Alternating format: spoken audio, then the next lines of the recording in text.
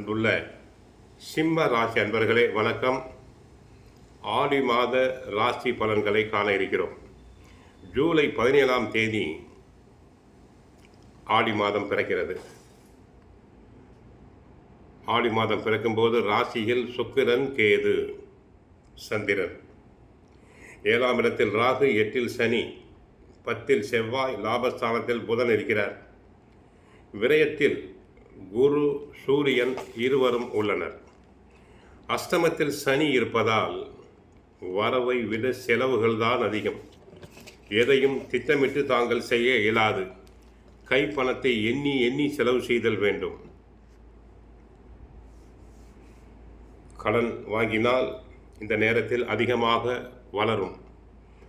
திருப்பி கொடுப்பதில் சிரமங்கள் உண்டாகலாம். உத்தியோகத்தை பொறுத்தவரை மேல் அதிகாரிகளுடன் கவனமாக இருங்கள். வாக்குவாதம் செய்தல் கூடாது. உழைப்பு அதிகமாக இருக்கும். உடலில் அசதி, சோர்வு வந்து விலகும். பண விஷயங்களில் கவனமாக இருங்கள். பணம் தொலைந்து போக வாய்ப்பு உண்டு. குடும்பத்திலும் உறவினர்களிடமும் சற்று விட்டு கொடுத்து செல்லுதல் வேண்டும். பகையை வளர்த்தல் கூடாது. பண விஷயங்களில் கவனம் தேவை. தொழில் வியாபாரத்தில் நேரடி கண்காணிப்பு தேவை.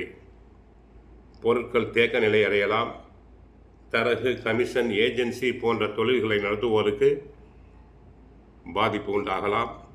கவனமாக இருங்கள். கலைத்துறை பொறுத்தவரை வருமானம் சற்று பாதிப்படையும். இருக்கின்ற வாய்ப்புகளை தக்க வைத்துக் கொள்ளுங்கள். புது பல வாய்ப்புகளை நம்பி இருத்தல் வேண்டாம். அரசியல் துறை அன்பர்களுக்கு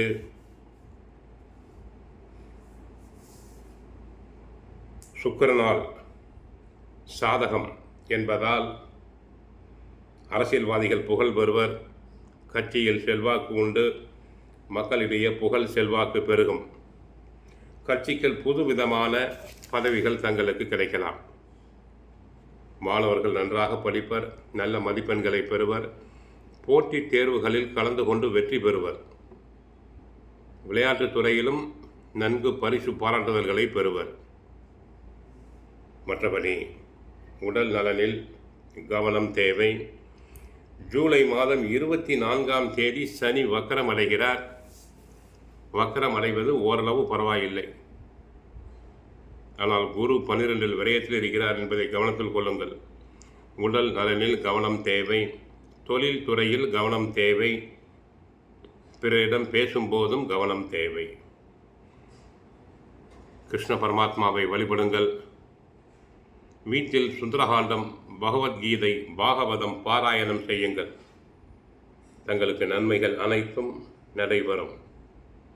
பெரும்பாலும் அஷ்டமத்து சனி நடப்பதால் கால் வலி, மூட்டு வலி, முதுகு வலி, பாத வலி உண்டாகலாம். கவனம் தேவை. வாழ்க வளமுடன். மங்களம் உண்டாகட்டும். ஹரே கிருஷ்ணா, ஹரே கிருஷ்ணா.